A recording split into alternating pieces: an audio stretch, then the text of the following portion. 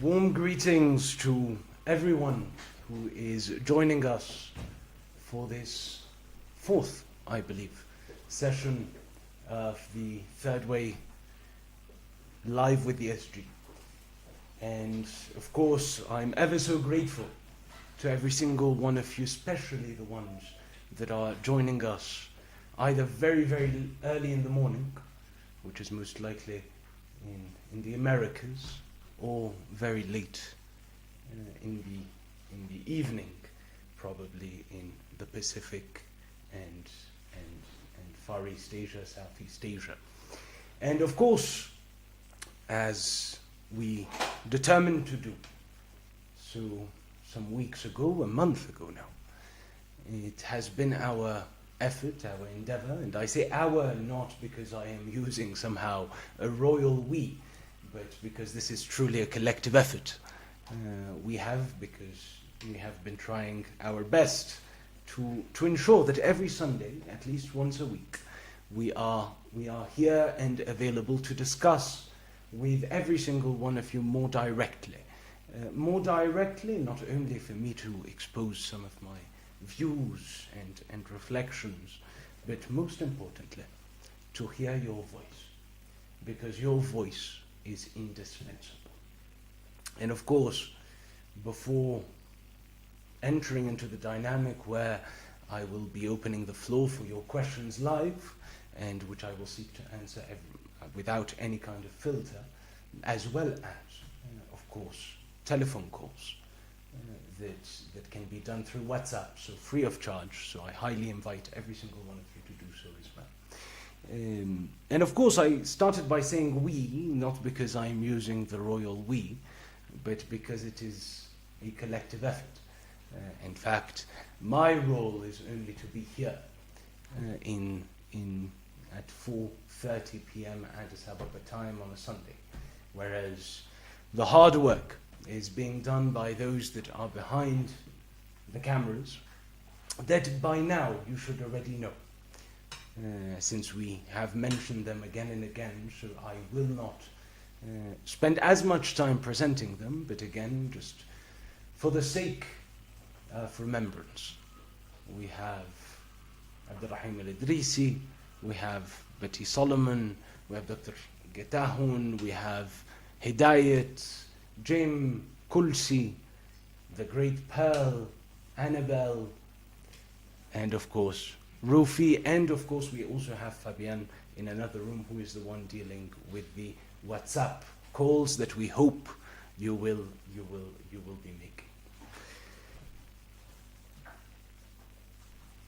And before opening the floor, as has become the custom in many respects, I'd like to share some general thoughts, some general reflections for your consideration. And of course, remember that your questions, comments, criticisms, proposals may be related to what I said, or may be completely different to the topic that I have chosen to address.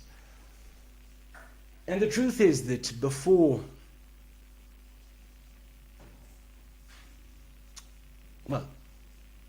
last week, when we concluded the third episode, I had decided to speak about the topic of coffee, which I'll get to. But before I do so, some events over the past week have made it so that I feel it necessary to start from there and not from where I had wished. And of course, I have to apologize for starting yet again on a hard note, on not such a positive note. Because as some of you may recall, during last week's episode, last Sunday, I had started by expressing my solidarity with the people of Palestine, especially the people of Gaza, in the terrible circumstances that they have been living for almost under a year now. A little under a year.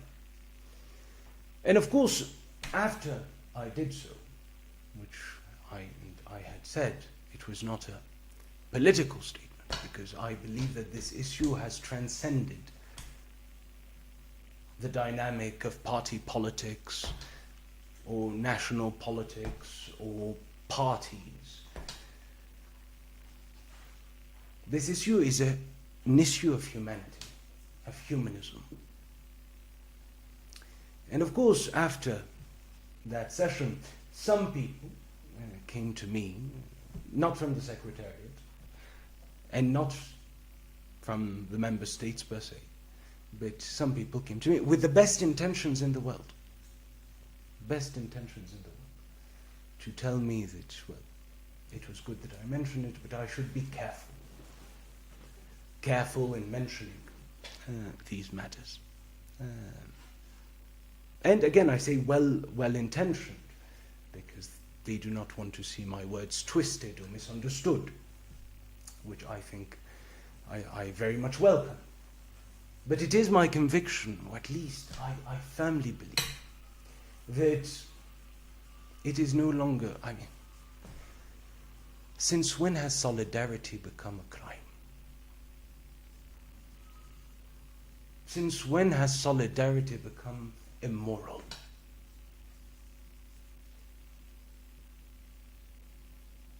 To say that efforts must be undertaken and swiftly to make sure that there is a ceasefire, to make sure that there is no more bombardments of innocent civilians, is something that I do not feel any shame in saying, and that I ratify today. And of course, since last Sunday, there have been, of course, the developments that many of you will be familiar with, which have to do with the bombardment that happened in Lebanon, in southern Lebanon, in a neighborhood of Beirut. And seeing this, I felt I had to come back to this topic. Because regardless of politics, regardless of on whose side you are on, regardless of self-proclaimed military objectives of such strikes, at the end of the day, it is innocents who are suffering. It is civilians who are being qualified as collateral damage. And I am terribly sorry, and this is not me saying it. The United Nations has repeated it, and its experts and rapporteurs have done so several times. There is no such a thing in international law as a precision strike that still targets a building where there are civilians because of human shield.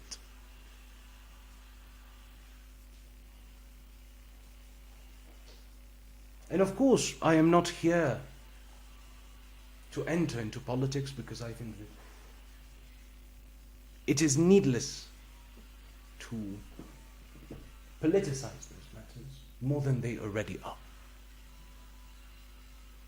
But what I have to say, and I could not forgive myself if I did not say it, is that at one point we must all, as an international community, if we want to prove that an international community exists, we must eventually, North and South alike, in fact this could be a very good example of North-South cooperation and coordination, to say enough is enough. Enough is enough in pretexts that lead to the death of civilians, that lead to the traumatization of children, must stop. And in this regard, I'd like to salute and recognize the extraordinary, excellent intervention that was done a few days ago, maybe it was even yesterday, at the United Nations by the Minister of Foreign Affairs of Jordan, who had, I think it was during a press conference after a coordination committee meeting of the 57, 58 Arab and Muslim states, And he very rightfully mentioned. He said, speaking on behalf of the 57, 58 Arab and Muslim countries, we are ready to provide security guarantees to Israel, for Israel to live in peace, on the basis of the creation also of a Palestinian state, and an immediate ceasefire. And though all those efforts, and we have heard it repeatedly over the past few months, and in particular in a recent intervention that most people will have heard at the United Nations, these efforts have been rejected. And he rightfully mentioned the Minister of Foreign Affairs of Jordan. Well, let them tell us, what is their end point? If it is not a Palestinian state and a state of Israel. And the propagation of the horror that has been happening in Gaza to Lebanon is a further exercise of dehumanization, a further exercise of horror. And to quote Antonio Guterres, Lebanon cannot become another Gaza. And in fact, even from a purely utilitarian perspective, a purely Machiavellian, I dare say, perspective, this propagation, this escalation, is leading the entire region, and therefore hundreds of millions of innocent people, into the danger of a regional conflict. And so I salute the Minister of Foreign Affairs of Jordan, who has built it upon His Majesty the King, his own statement at the United Nations, for saying things as they are.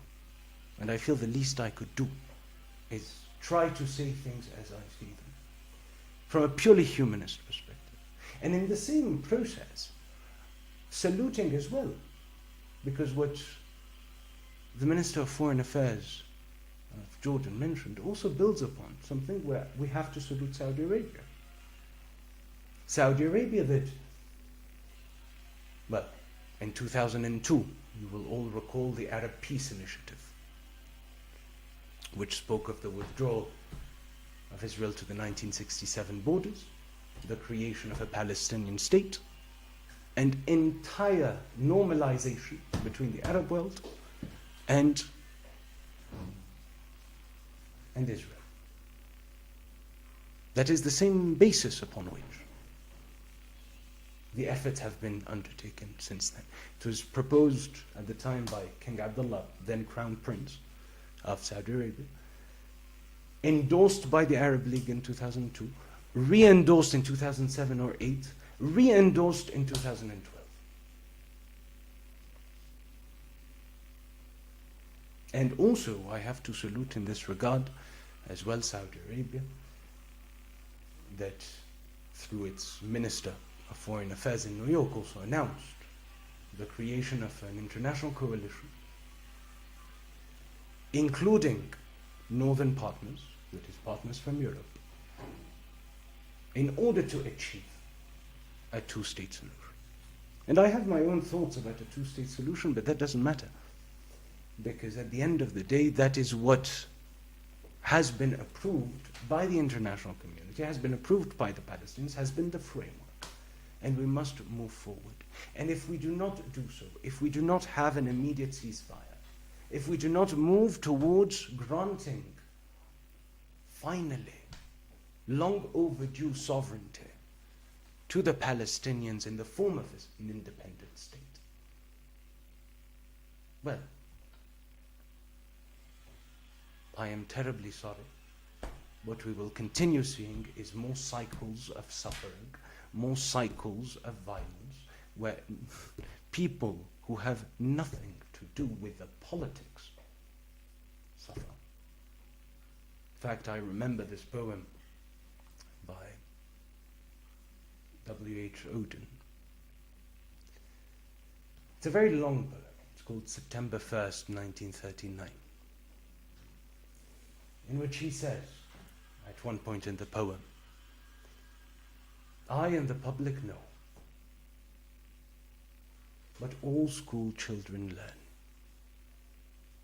Those to whom evil is done do evil in return." And further down, however, in the same poem, further down, he says, "We must love one another or die." And what we must do is break those cycles of violence. Because our promise as societies, our promise as humanity is the promise of life.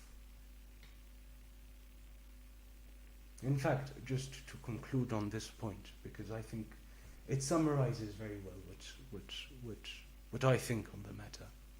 Does someone of you have a phone? You can look, because I don't know the entire poem by heart. And I think this part, the one before, "We must love one another or die," is particularly important. You can just look, September 1, 1939, W.H. Auden. Because one must do justice to the poem, and most importantly, do justice to the spirit of humanity that motivates us, motivates other organizations, motivates everyone. And truthfully, I am not one who believes in statements. Sometimes statements are counterproductive. But there comes a point of inhumanity, of barbarity, that becomes just intolerable, and one has to speak up, even though one's word does not necessarily have an impact.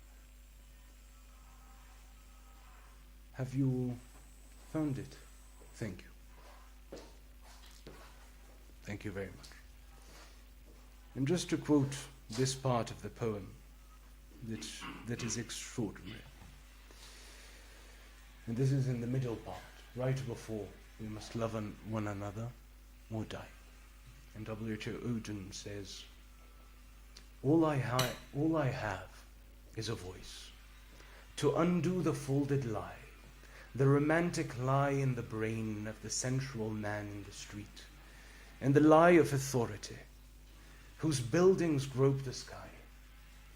There is no such a thing as the state, and no one exists alone. Hunger allows no choice to the citizen or the police. We must love one another or die.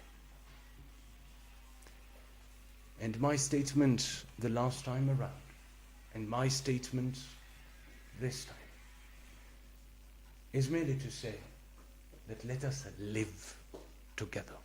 And that starts by stopping barbarity.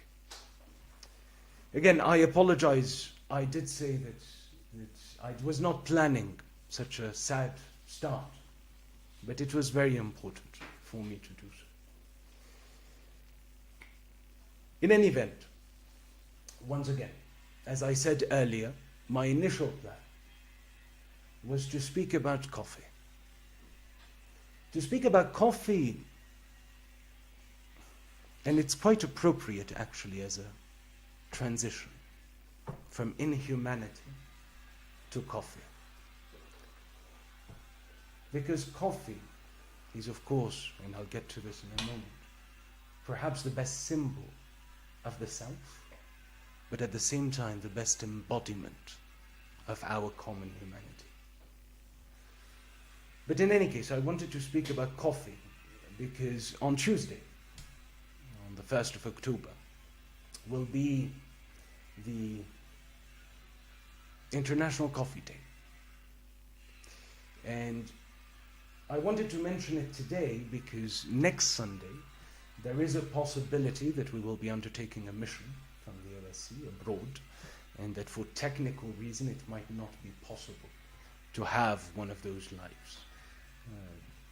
We will try our best, but just in the event that the live cannot be held next week, It will certainly be held the following week. I wanted to address coffee. Coffee because, again, as you've all heard me repeatedly, perhaps ad nauseum, mention, coffee is the best, and coffee, and I take it in my hand, the best symbol of the South. Coffee that we have here, coffee that, and this is perhaps an open secret, coffee that is also symbolized in terms of its leaves on the emblem of the Organization of Southern Cooperation. And again, why coffee as the symbol of the South? And again, you've heard me before, but coffee is a tree whose fruit is absolutely universal. Everybody drinks coffee everywhere. Yet its roots only grow in southern soil. In Latin America and the Caribbean, in Africa, in the Arab world, and in Asia as well. But coffee is also, and this is something I've elaborated less upon, is also, as I said, the embodiment of our common humanity. It's the story of humanity. It shows the interconnectedness of our societies, that no society, no culture has been built on its own. From its origins, now I know this might cause me actually problems, because I know there is a very strong debate between Ethiopia and Yemen about who is the actual origin of coffee. But from its origin in that region, traveling from Africa through Arabia to the Ottoman Empire, traveling then all the way across Europe, and from Europe to the Americas. The story of coffee is a voyage that is almost as worth telling, and I am not a good storyteller, and I hope someone will say that story one day. But it is a story that is worth telling even more than Homer's Odyssey. Because it is also, coffee throughout this travel finds its meaning in spirituality with the Sufis of Yemen. The Sufis, which are a mystical sect, or a mystical branch of Islam, that would drink coffee in order to stay up all night, reciting the names of God, worshipping in prayer. Coffee is also the story of, and it must be said, as it travels through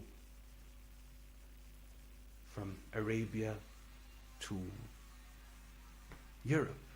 Coffee is also the story of the Enlightenment.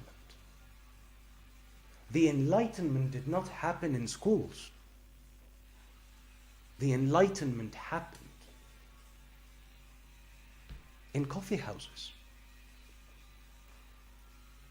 It is in fact coffee that led, in fact, to coffee becoming a subversive, revolutionary drink that led Charles II, I think it was in 1675, of England, to issue an edict prohibiting coffee houses and coffee for its disturbance to the peace and quiet of the realm.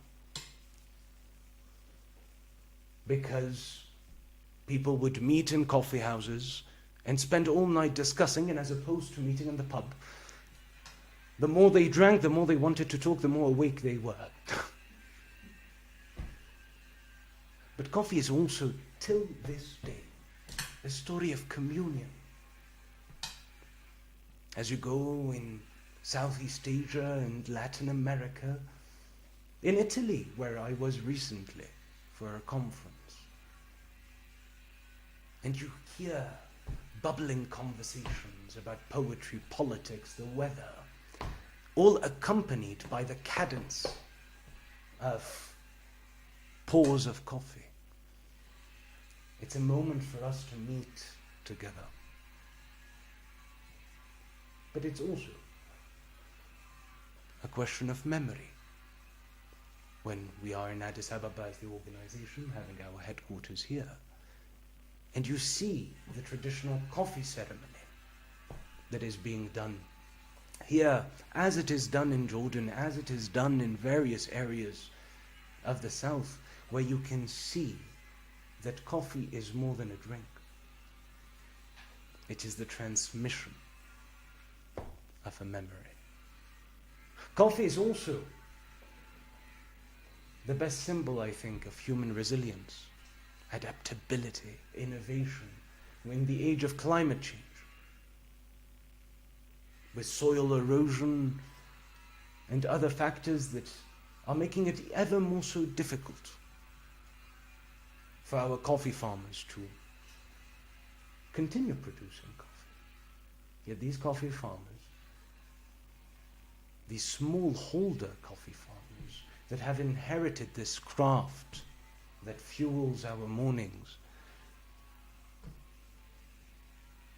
from parent to child for generations, are also demonstrating their determination to continue in the present what they received from the past and provide that sector of future. But of course, humanity always has two sides. It's very complex. Neither beast nor angel. And the other side is coffee is also the story of inequality, of structural injustice. I've mentioned this in the past, but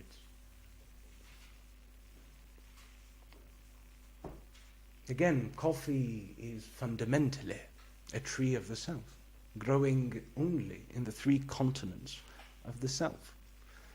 And yet, when you look at the top 10 exporters of coffee in the world, 4 are in a region of the world. Out of the top 10 coffee exporters, 4 are in a region of the world that does not have a single coffee tree. And each one of them exports more coffee than Ethiopia and Uganda, that are the largest African coffee exporters. And of course, what this concretely means, because I've given these examples in the past, is that when you look, and putting aside for a moment the $36 billion worth of trade in coffee, and let's look at the consumer market, the estimated consumer market value of coffee, which is $466 billion. To give you an idea of scale, this is approximately the level of trade that exists amongst countries of the Commonwealth in all areas. Yet, coffee producing countries and exporting countries make as little as 5% of the end price. And of course, this is particularly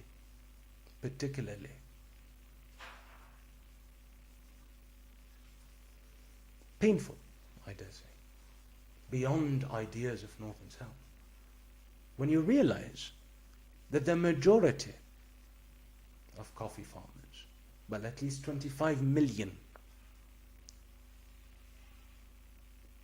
of them, are smallholder farmers, not industrial farmers.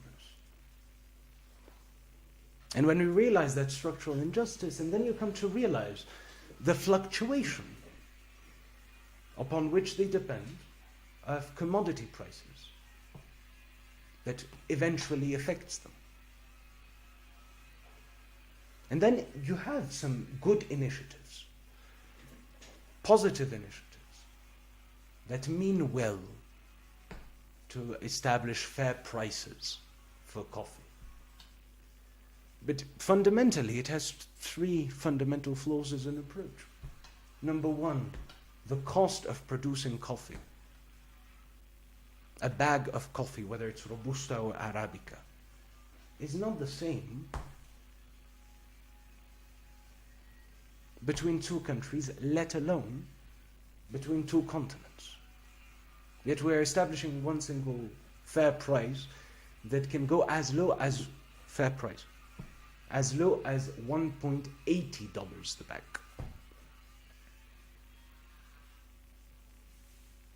But let us go on the high end and look at the $2.5 the bag that we export.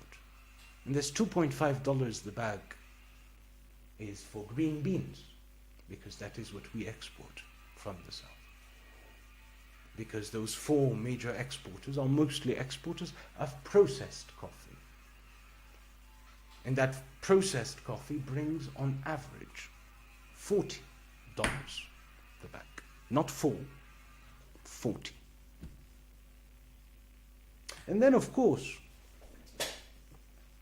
when you look therefore at those commodity prices and their fluctuations, even the well-intentioned ones with fair pricing initiatives, ultimately what they do act as is, and I'm sorry to say, whether that is the intention or not, that is what it is.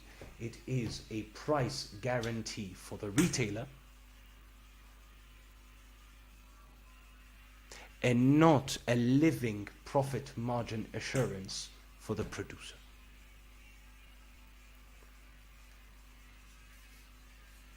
And therefore, just in this realm, coffee, as I've said, is both that extraordinary story of humanity in the South, but it is, on the other end of the spectrum, the story of inequality and injustice.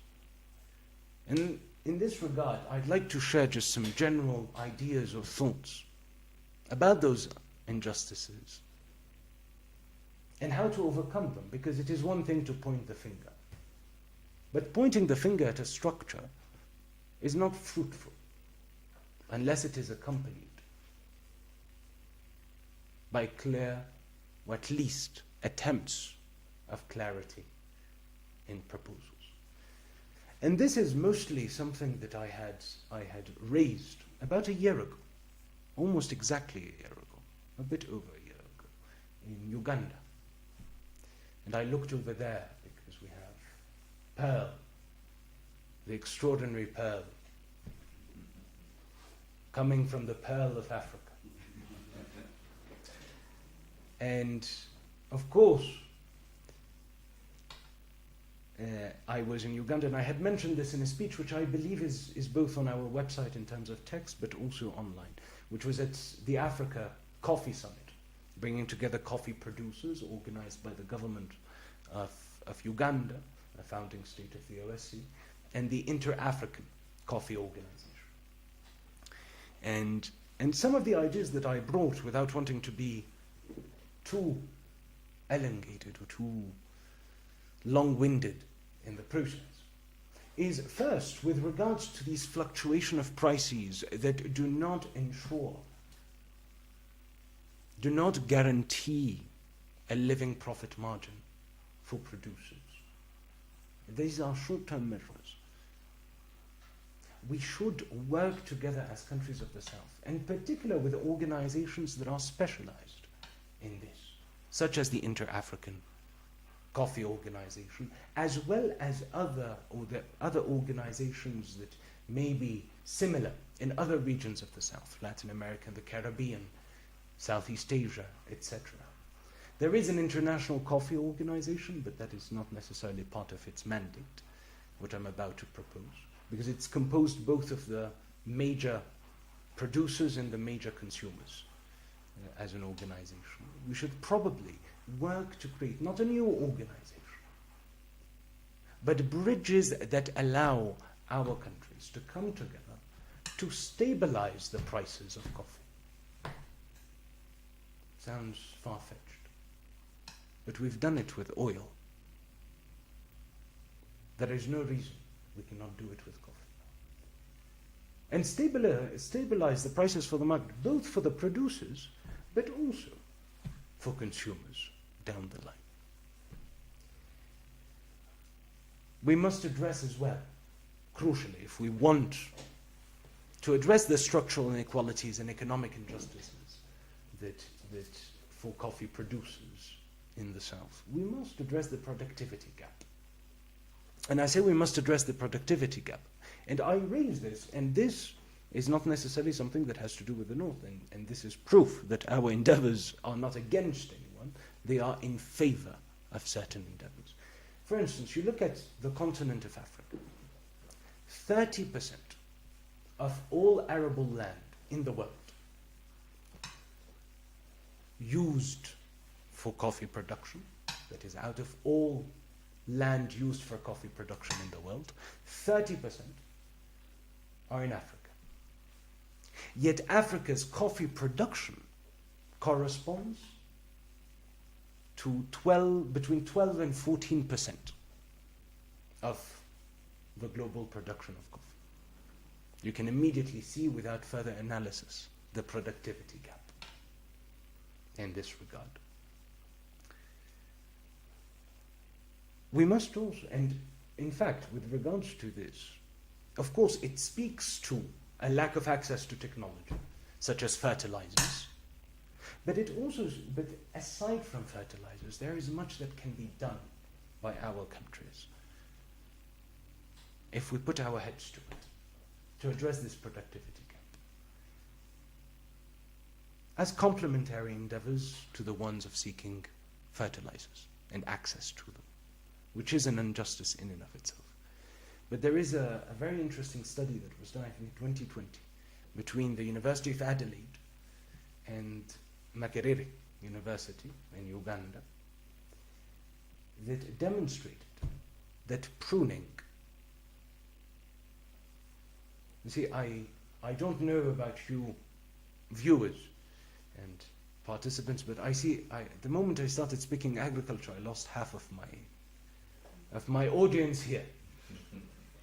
But pruning is a fascinating, very simple exercise. I mean, it's time intensive, but it simply means cutting off consistently and deliberately the dead or young shoots of a tree, consistently.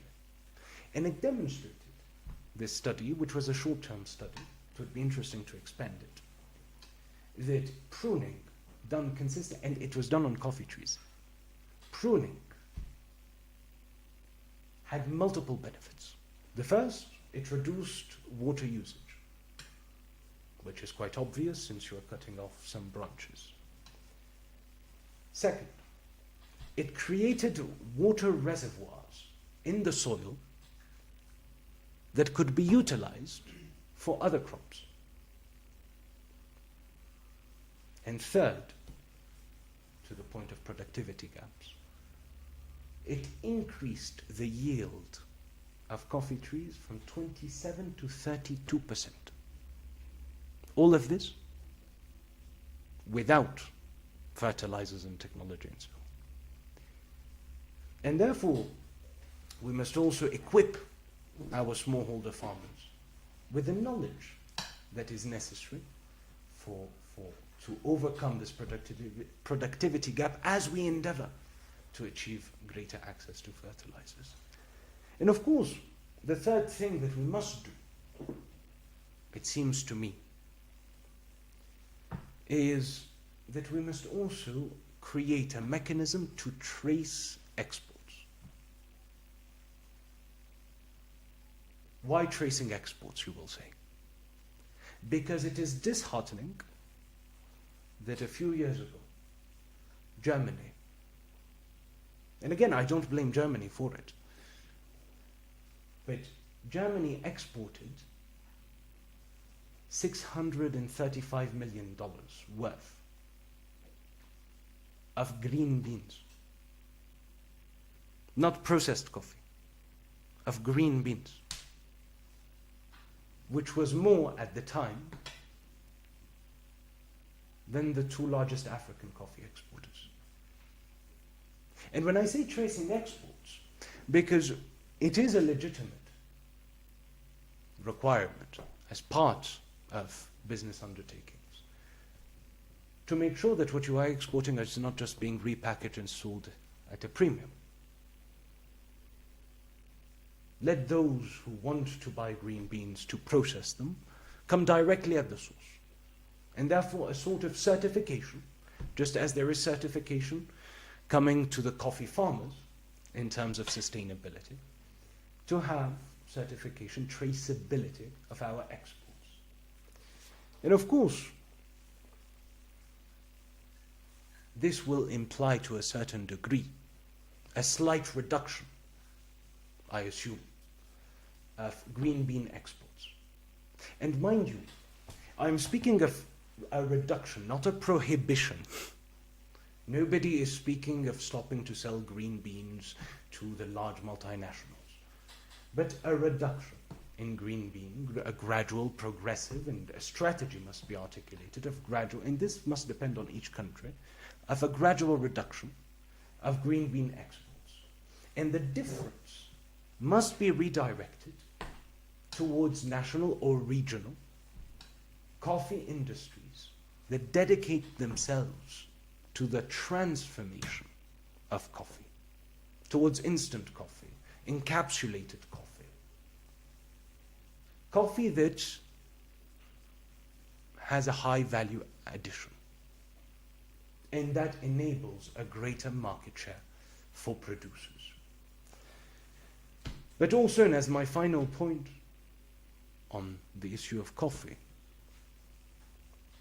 we must address, in doing all of this, the structural drivers that we have kept repeating or mentioning here at the OSC, the structural drivers of economic dependency.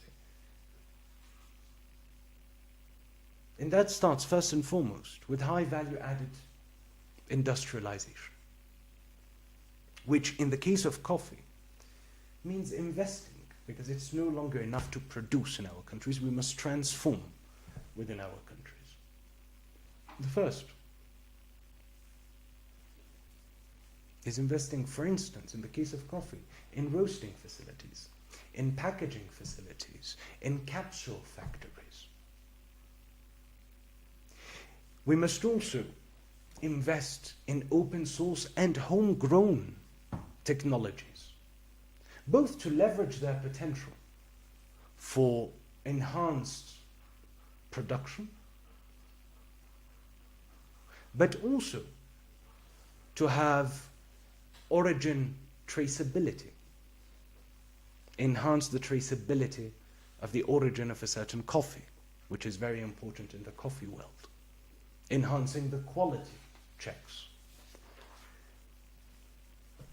And of course, sustainable agriculture and integral health, by investing in agroforestry research to come up with new techniques, skills, and knowledge to achieve a sustainable production of coffee, whilst keeping and bearing in mind the One Health framework that recognizes the interconnectedness between the health of flora, fauna, and human beings.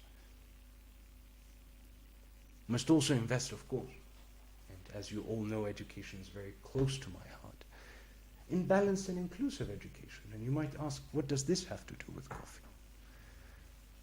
Well, we need the academic and non-academic, that is TVET, technical and vocational education and training,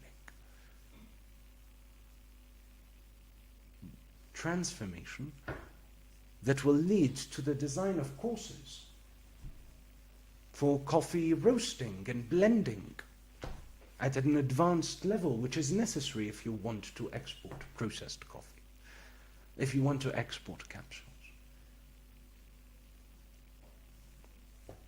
And of course, finally, infrastructure.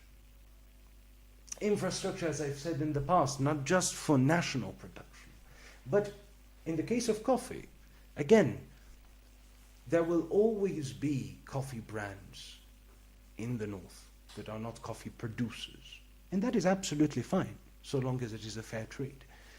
But in addition to those brands, we want to produce our own transformed coffee. And not every country of the South is a coffee producer. Most of them, however, are coffee consumers.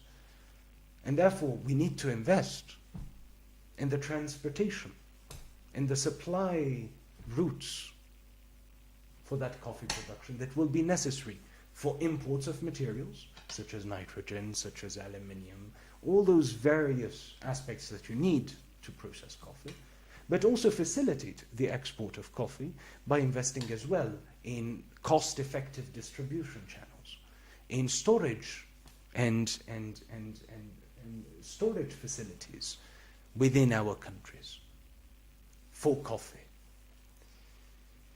In any event, overall, what I am saying here about coffee, which was just some general thoughts in view of International Coffee Day, is equally applicable to a countless number of other raw materials that we export. It is applicable to cacao beans. And I've always heard of, I lived in Switzerland for a long time, and it was always very amusing when I would travel to a country that exports cocoa beans or cacao beans, depends on your pronunciation. They would ask me, please, could you bring me some Swiss chocolate? And therefore, it's applicable to this. It's applicable to cotton. It's applicable to, again, the critical minerals in our soil that are necessary for renewable energy technologies. And of course, all of this marks itself in a framework, which is a framework of genuine cooperation in a mutually beneficial partnership of equals. And this is the spirit of the third way of development that the OSCE will not build, that we can only build collectively with each of your involvement. And that is why, despite a very long monologue, I open the floor and I look forward to your questions. I'm receiving the computer for that purpose. To your questions.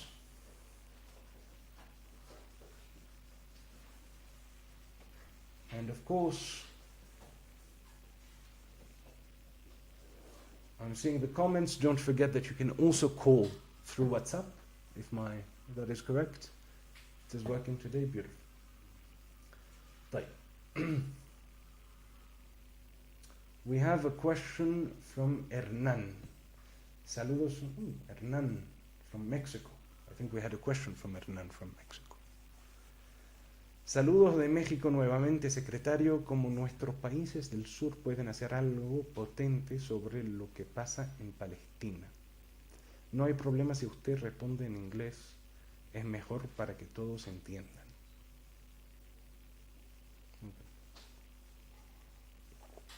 No, the second part is, you can re-show the first comment. The second part is saying I can answer in English. Pero, I'd like to do it in Spanish, but then I'll summarize. This time I will be short. At least that will be my endeavor. The eternal endeavor. There is this since we're speaking of Spanish, I often quote this about Galeano. Well, Galeano that was quoting an Argentinian cinematographer, but I'm quoting the person who's quoting, who was speaking about utopia and saying, what is the point of utopia? ¿Para qué sirve la utopía?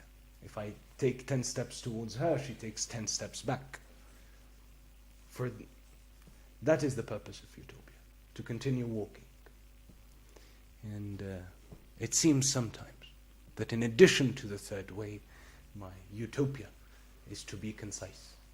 And I keep moving towards conciseness, and it keeps moving back. But in any event, La verdad, estimado Hernán, otra vez un saludo desde Addis Ababa, desde la Organización de Cooperación del Sur, a usted y a México y el pueblo de México, que es cierto, celebrará un momento histórico con la toma de posesión de la primera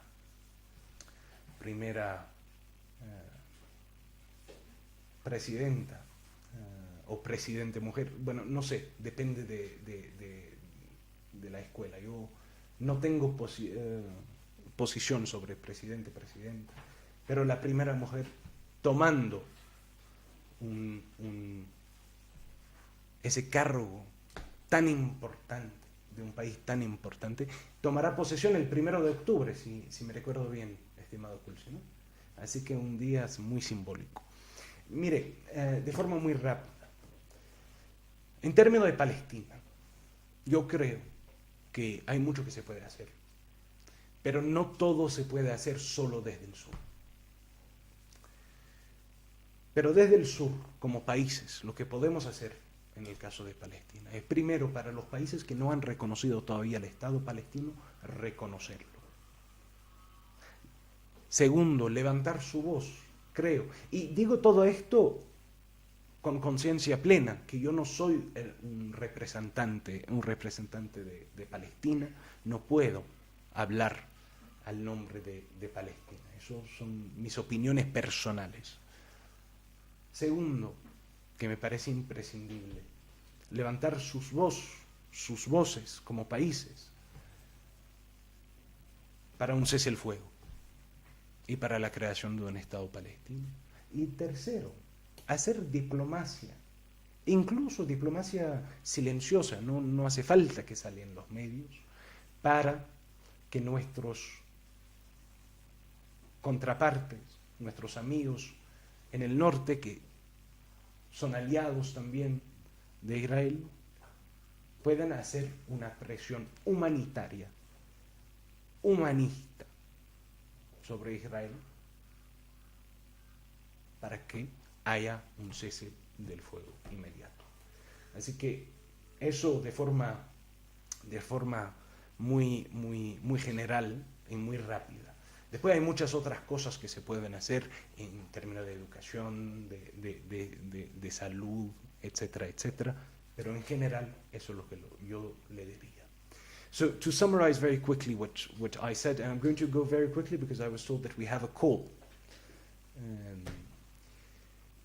The first thing that I believe that as countries of the South, we can do, and first I was mentioning, because Hernan is from Mexico, apparently, and that on the 1st of October, it's International Coffee Day, but it will also be the inauguration, the swearing in of their new president, the first woman president of Mexico.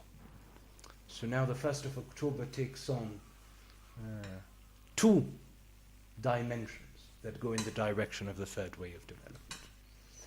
So Hernan had asked, what could we as countries of the South do in the case of Palestine? And what I was mentioning is, number one, of course, I am not a representative of the state of Palestine, and therefore I cannot speak on behalf of the Palestinian people. So what I will share is my personal opinion. And this personal opinion of mine, there's a lot of things that can be done, but to be concise, I would say three things. The first, because not everything can be done from the South alone, but from the South. Number one, for those countries that have not yet recognized Palestine as a state, to recognize Palestine as a sovereign state. Second, to raise their voice in the international arena in terms of an immediate ceasefire and the creation of a Palestinian state. And the third and final, to work closely through diplomacy, including silent diplomacy. It doesn't need to be in the media. Silent diplomacy with our northern friends and partners and counterparts, to make sure that they also put pressure on their ally, Israel, humanitarian pressure, a humanist pressure, to ensure that there is an immediate ceasefire, and the return, of course, as well, of the hostages, and the creation of a Palestinian state, or at least a genuine dynamic in that direction. So this is overall what I was mentioning. I think we have a call. I need to listen to this from here. Okay.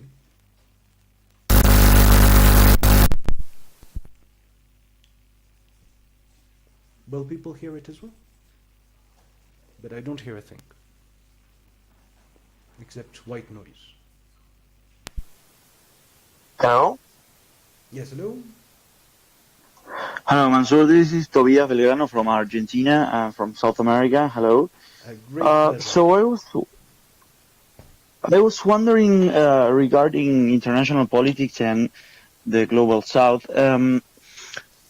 especially with the upcoming election of the U.S. Do you think Donald Trump's isolationist foreign policy approach could facilitate greater cooperation among developing countries in response to the interventionist policies typically associated with the Democrats?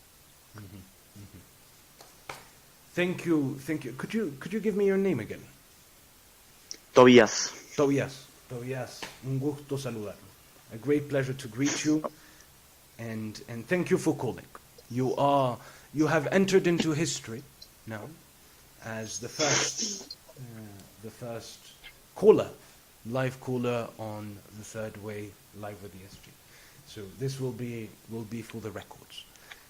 No, thank you very much for this question, which I think is a crucial question for us to ponder. Of course, I do not take positions on particular countries' policies, but however, I do believe that what we have been seeing over the past few years and decades is, and I think this really started or accelerated perhaps accelerated with COVID-19. And that was, well, hold on, I will remove this and I'll put it back once I finish the question. So, one of the crucial things that I believe that over the past few years and that has been accelerated by COVID-19 in terms of the South and more cooperation amongst countries of the South has been, of course, the recognition or the realization that North-South cooperation is necessary. However, there are some developments that occur at times in the North that demonstrate or ratify that we also need our own capacities in the South in order to answer the development needs of our peoples without constant over-reliance on northern assistance. And there are several dimensions to this. I mean, if we were to look at aid, and there's plenty of criticism that can be made about development aid in and of itself. However, the first thing is, in absolute nominal terms, it has been decreasing over the years. Number two, indeed, some developments in the North have made it, and this was the result of some developments in the North.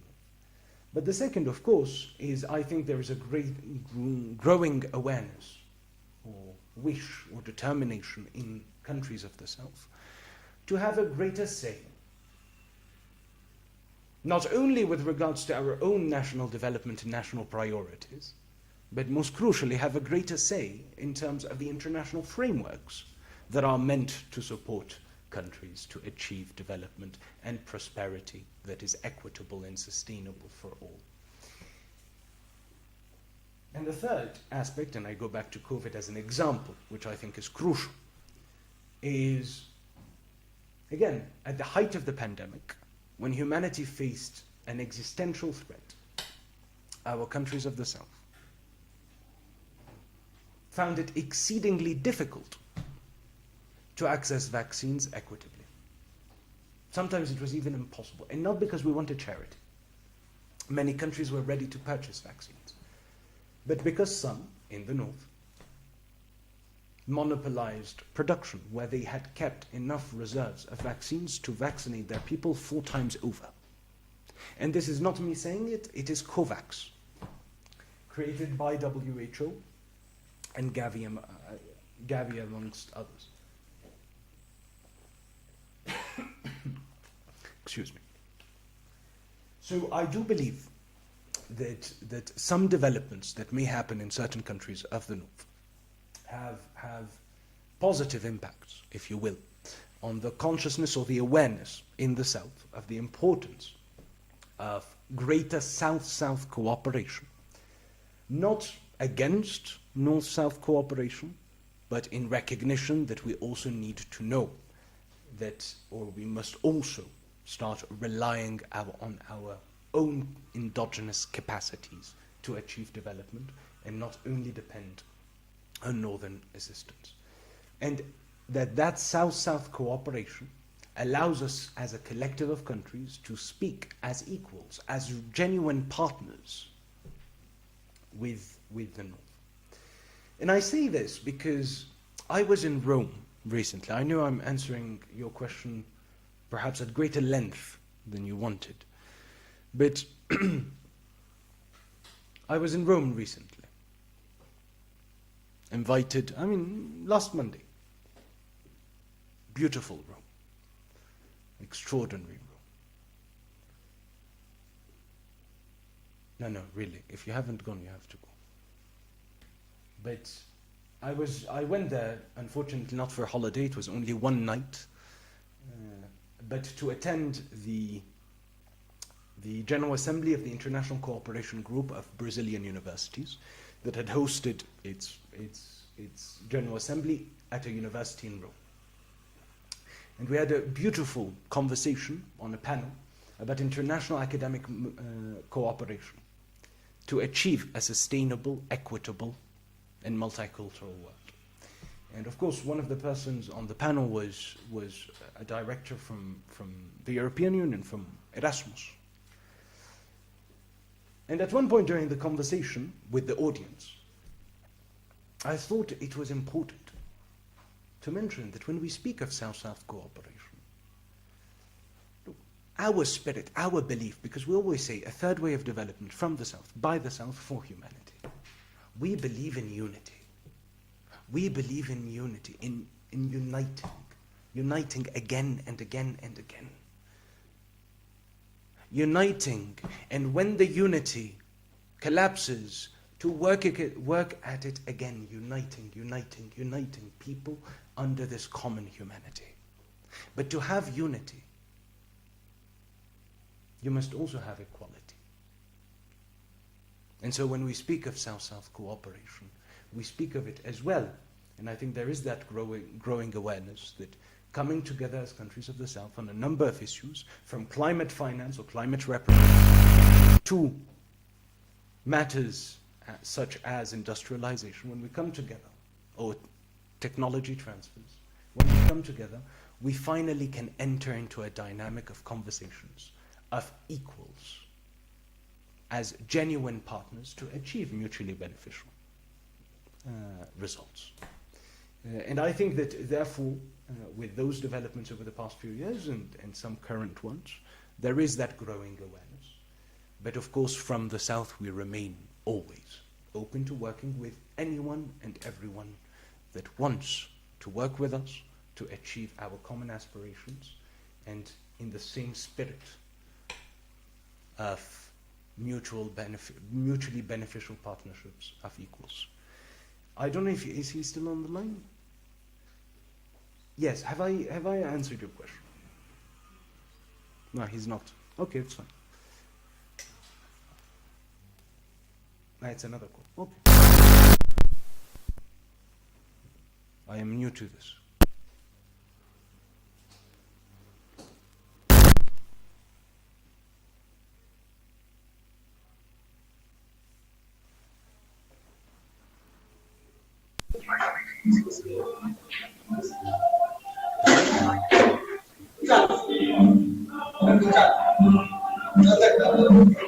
Hello?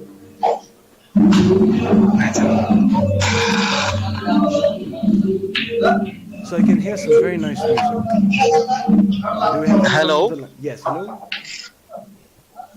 I am so sorry about the noise. No, You'll no forgive worries me at all. about that. No worries at all. Now we can hear you perfectly. Thank you, thank you. I am from the global south, and I am so loving the conversation that is going on. And my only question or my only submission is, if there's anything that you would do, is to try as so much hard to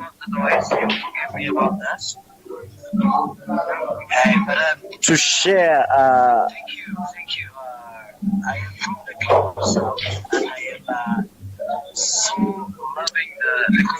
the organization of Southern Cooperation should be able to be known in the global south. My question is, what are you doing to make sure that people know about the organization of the Southern Cooperation? Because a lot of people are missing out on this information while it is so crucial in the development of the countries or nations in the in the global south. So what are you doing for the organization to be known? Because in Africa we have the African Union, in the world we have United Nations, in the global south we have organization of the Southern Cooperation, but not so many people know about it as African Union is known or the United Nations.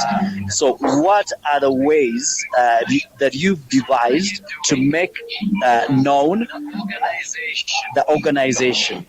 Because this is crucial information that the countries or nations in the global south need to know about. But the reach is still very, very, very extremely low as compared to the nations in the global south.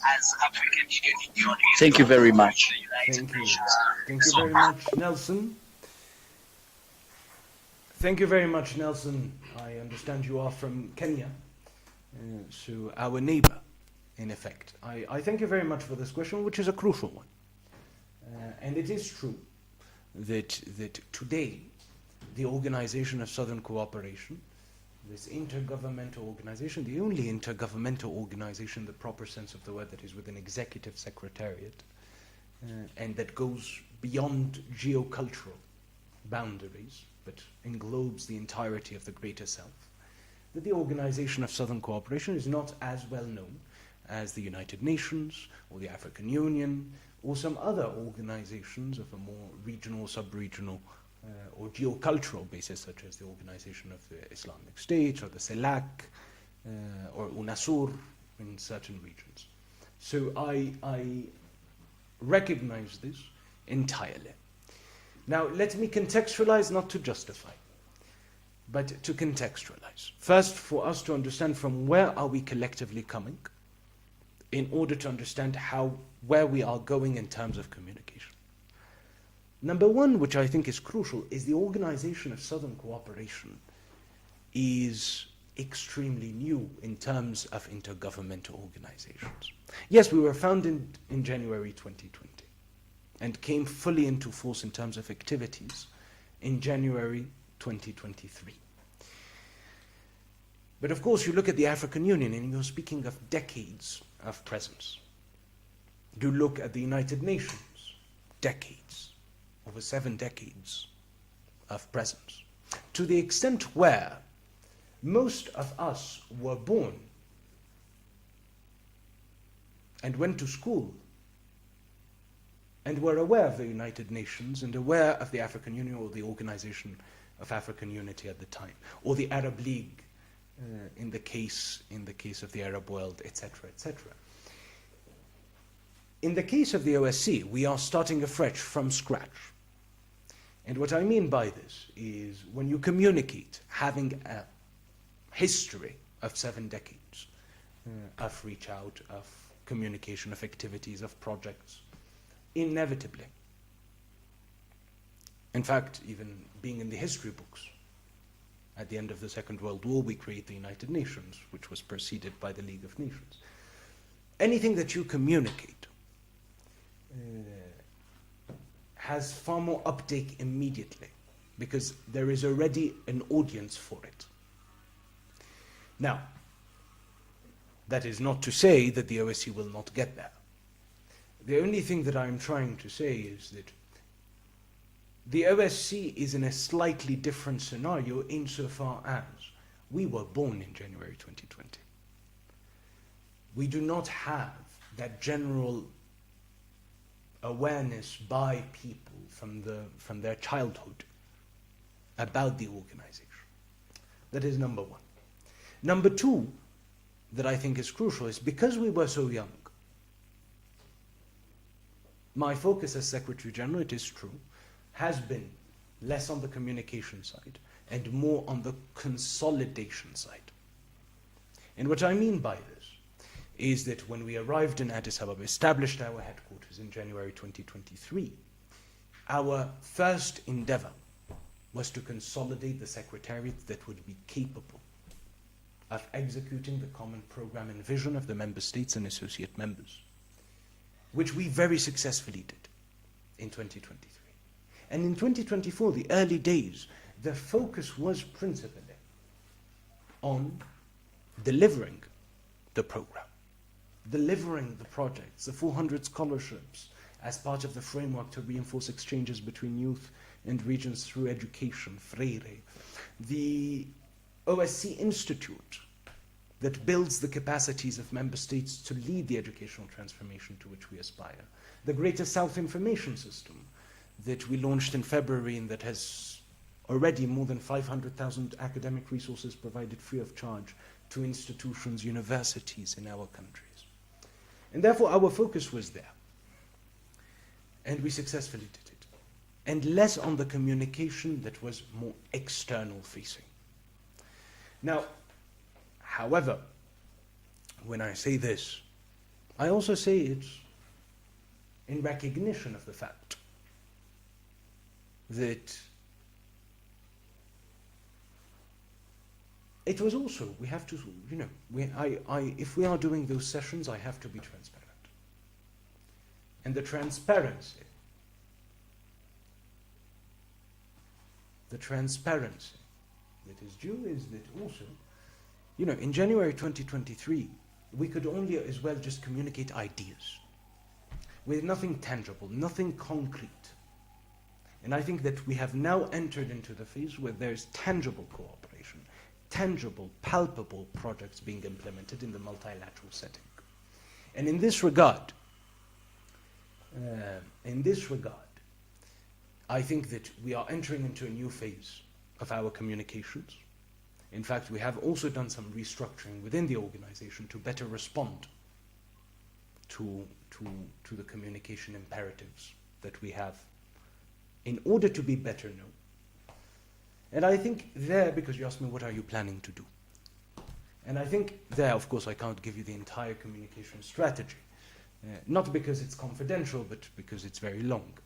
But I think there is two strands, or perhaps three. The first is, of course, social media communications. And when I say social media communications, it is to start communicating more effectively what is the OSCE, what do we do, and why you should be involved and why you should care. And to do so with a better focus on the programmatic activities, on the focus areas of the organization. Whereas in the past, our focus was more institutional in our social media communication. It was less on the focus areas. And this, of course, I think, generates, in turn, news media communications that are fundamentally linked. If we build the necessary critical mass, we also build the necessary critical mass with news media. The second strand, which is the strand that interests me more as a person, not as an institution, is to also make sure that the OSCE engages better, becomes closer to our civil society organizations, to our universities, to our student unions, to engage with our various communities. And this is what the third way, Live with the SG, is in that sense as well, to opening up the OSC to our peoples. Because, you know, the great problem of multilateral organizations, as a general rule, is we're too far removed, generally, from the average person. Right? That is, ultimately, we're intergovernmental, so we speak with the governments at the multilateral level on behalf of their peoples, of course. They are there. But we're not a government in the sense that we announce policies to the nation.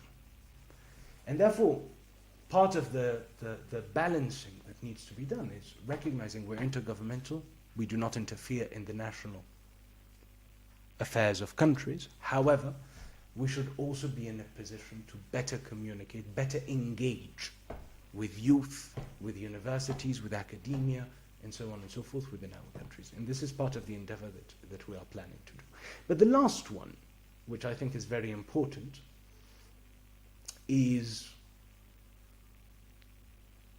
perhaps the fact that when you look at the African Union, the UN, but there is others, you know, there is UNESCO, there is all those other entities.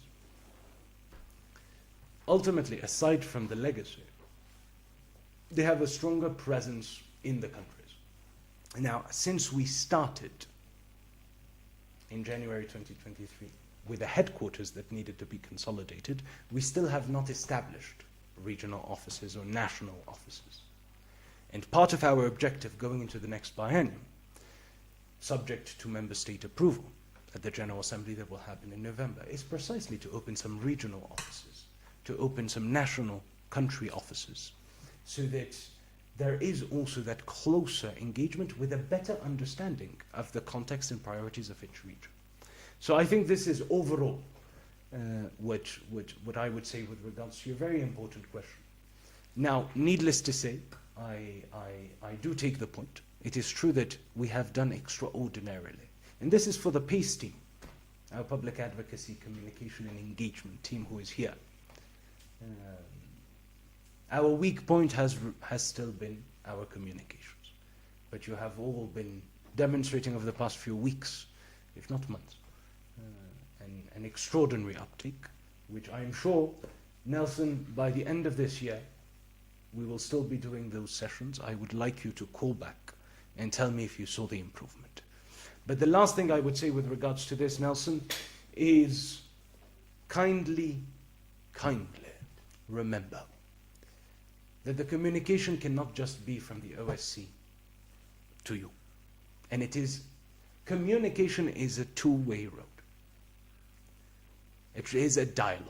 And we need to hear from you, we need your support, we need you to make sure that this endeavor has the uptake that is needed, because ultimately this organization was created by the governments of the member states on behalf of their peoples, and therefore you are in fine owners of this organization.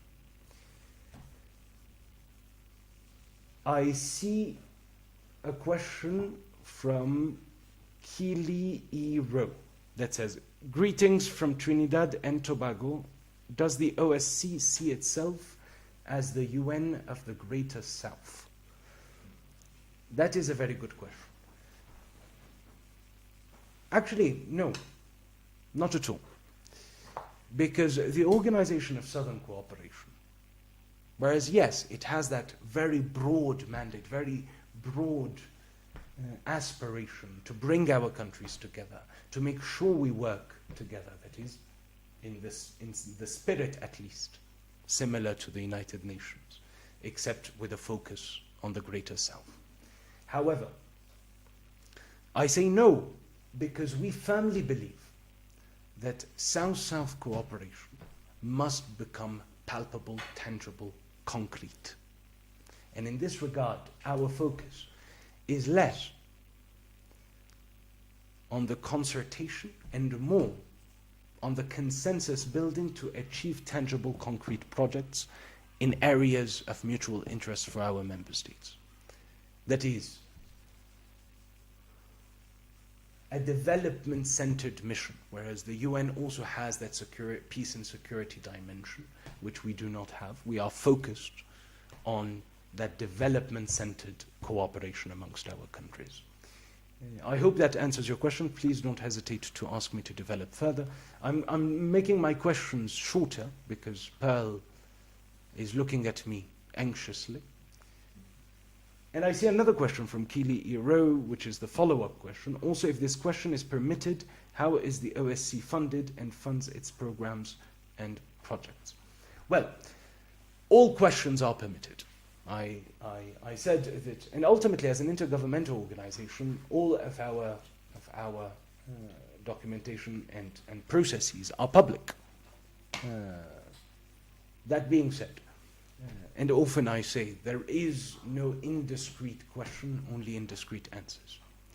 So, dear Keely, I would basically tell you, look, there are several dimensions. There's the easy, quick one, but there's also another dimension which I think would be interesting for you to be aware of. So, as an intergovernmental organization, we function on a similar basis as most intergovernmental organizations, which means that member states have an allocated percentage of the budget to contribute, which is calculated proportionally on the basis of their GDP, their nominal GDP in comparison to the nominal GDP of the totality of the state membership, their population, and the principle of equity, to make it very simple. So each country has a different percentage to pay that is proportional to their capacity. Now, and they contribute to the budget in order to finance the secretariat and the programs. Now, there is the possibility as well of voluntary contributions, that is, donations, to the funding of the organization. Now, in this regard, there's two kinds of donations and voluntary contributions. Voluntary contributions from member states, which each member state can voluntarily contribute in addition to their percentage of the budget that has been calculated on the basis of the formula adopted by the General Assembly, to voluntarily contribute more funds to the Secretariat, to a general fund, or to specific projects or programs. The other dimension is donations from non-member states, non-governmental organizations, and individuals, where our charter is quite unique in that it places a very strict ceiling of 2.5% per donation, 2.5% of the total budget, regular budget of the organization per donation, and a total, when you accumulate all the donations in a given financial period, a 10% contribution to the budget that the Secretary General is authorized to accept without having to revert to the member states. Anything that exceeds this amount immediately must go to the member states for them to decide whether or not to accept that donation. The third dimension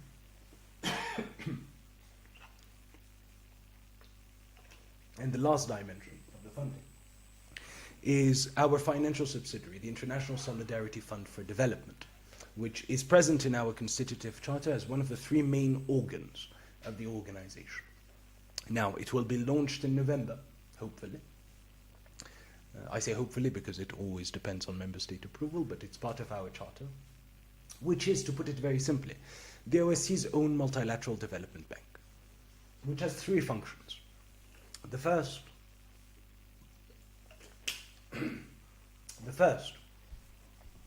is the function of undertaking investments in socially and ecologically responsible projects in member states that contribute to their sustainable economic development. The second, from the funds generated, to provide solidary finance and grants to member states to support them in their development endeavors.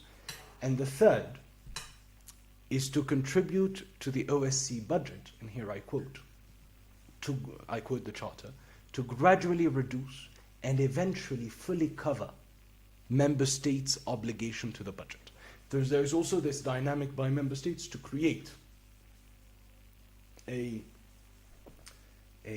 self-financing, if you will, entity that will be there to support them in the long run. I hope I've answered your question. I see that we have, and of course if I haven't, feel free to respond.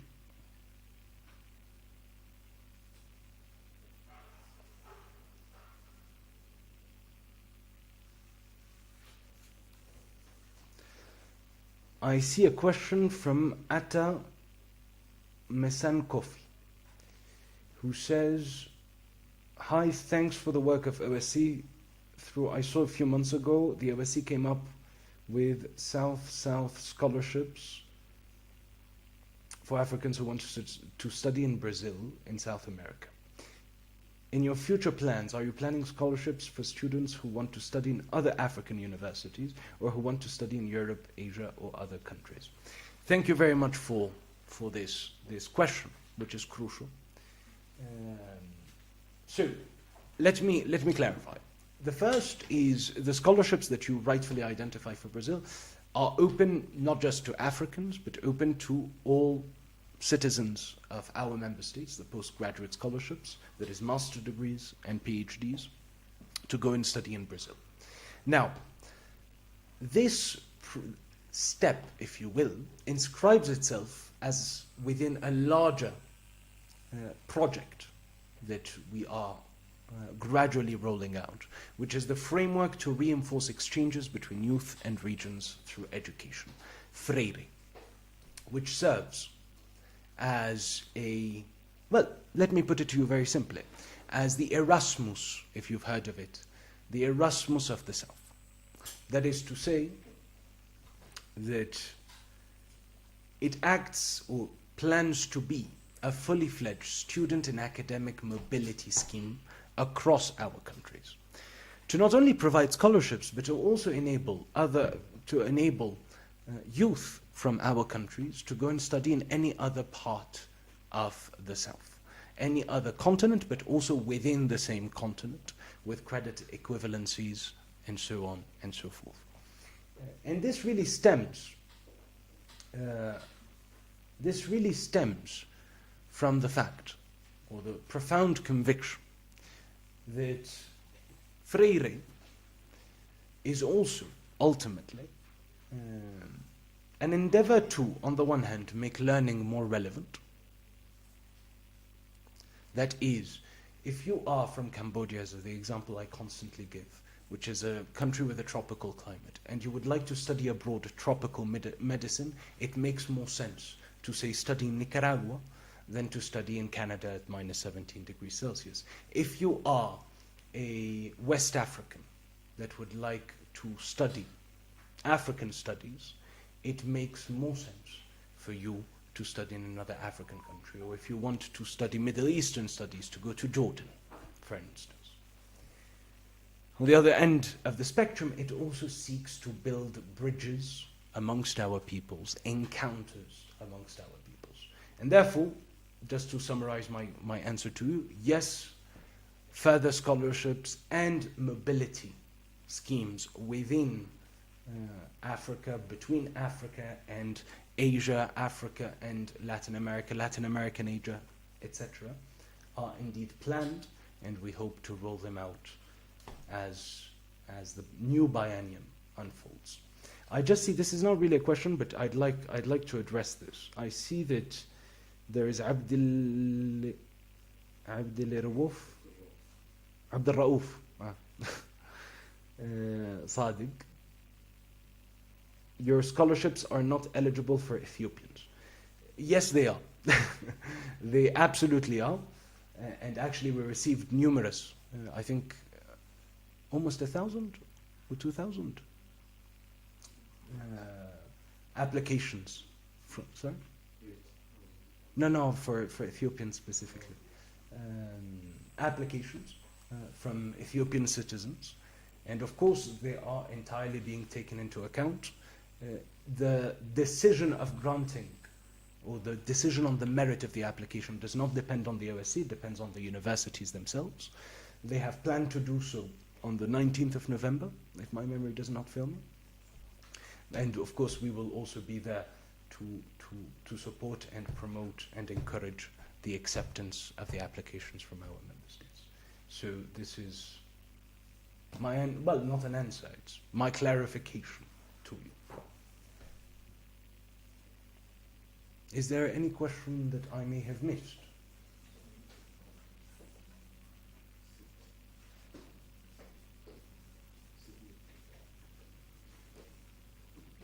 I don't see anything here.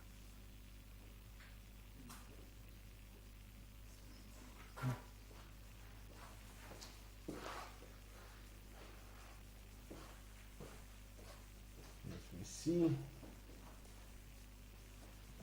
How does OSC, so it is from Sid M, how does OSC intend to leverage the use of digital innovation via initiatives fund that will help bridge the inequalities in trade? For example, in coffee. And does OSC have youth programs? Sydney Maloba.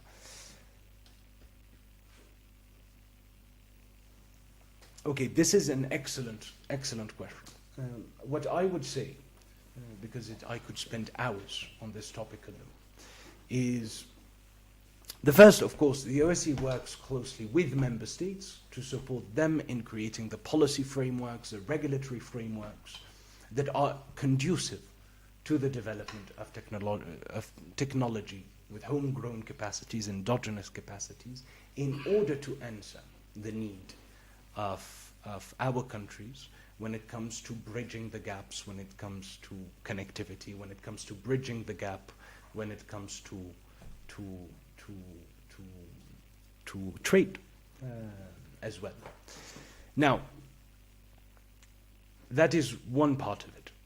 Then there are the OSCE endeavors per se, or the OSCE initiatives beyond the technical assistance that we provide to each member state on the basis of their need, their priorities, and the frameworks that they are seeking to implement. And these are based upon four, if you will, action areas. Intensifying South-South technology transfers. When I say South-South technology transfers, what I mean by this is recognizing that it is often more relevant to go to another country of the South in order to achieve technology transfers, not just because it is more efficient, but also because it is more pertinent. Concrete example I often give, a member state once mentioned to me that they had negotiated for 3 years to get tractors from Europe for their agriculture, because technology is also agriculture and that plays into trade. Yet they realized that the tractors were simply not adapted to their landscape. Their landscape was a mountainous landscape of agriculture, whereas these tractors from Europe were really made for plain fields. Whereas when you look at Southeast Asia, you have a number of countries that have mountainous landscapes that also have developed tractors adapted to this. And therefore, working with member states to facilitate South-South technology transfers. The second is working with member states for the uptake of open source software that can be contextualized, built upon by the member states without having to revert to the organization or to the vendor. It overcomes vendor dependence and creates a conducive environment for, well, innovation breeds innovation. And the third area, which is crucial, is, of course, pooling our resources together as countries in order to stimulate the creativity of our youth, our economies, and achieve our aspiration, which is becoming drivers of the technological revolution. When I say pooling our resources together, let me give you a concrete example. When you look at artificial intelligence today, it is not just a question of open source or closed source. One of the fundamental issues that face countries of the South today is, put simply, that AI, or the majority of the AI that we know, has been trained on data sets from the north, which is problematic insofar as it doesn't, when you are asking this AI, when you're trying to leverage the potential of this AI, it is not adapted to the context in which you are asking it its question, because its data set comes from the north. And a very concrete example of this, AI translations have gotten excellent in French, Spanish, Arabic as well. But even Arabic lags behind a little bit. French, Spanish, German. Yet Swahili, Nahuatl, Amharic, Khmer, all those languages of the south are still not there when it comes to the issue of AI. And therefore, pooling our resources by bringing our data scientists together, by bringing in the data, leveraging the data through our data centers amongst the South, in order to develop AI or adapt AI on data sets that reflect our realities as countries. So, and the last one is the one pertaining to building the visibility and facilitating the strategic partnerships for our technologies, our startups, to have economies of scale. And one example of this is GRESFET, the Greater South Fair for Endogenous Technology. The first edition was actually meant to be held on the 1st of October, but after numerous demands and requests for more time to apply to be exhibited at the fair, we've postponed it with our co-host, the Ministry of Innovation and Technology of Ethiopia, to the 2nd and 3rd of December here in Addis, which seeks to bring the startups, up to 3 startups from our countries, from our member states, give them exhibition space. In addition to extraordinary speakers that will be there, also have exhibition space stands so that they can showcase their technologies, make them more visible, and hopefully get strategic partnerships and collaborations to create economies of scale. So overall, this is my answer to your question.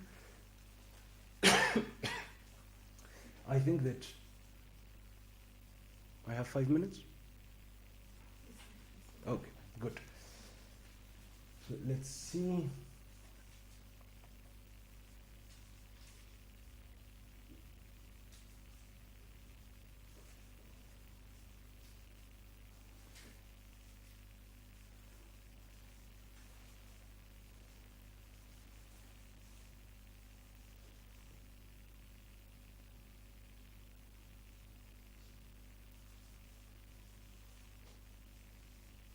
Well, this is just a comment from someone who asked a question last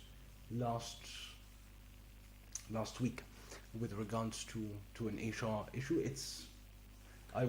Because it is HR, I don't feel comfortable reading it out loud for everyone. But it is basically, feel free to publicly comment if I find misunderstanding, thanking the acknowledgement from last week and saying that you would be pleased to consider OSCE opportunities in the future, should they arise. So in this case, please do consider them.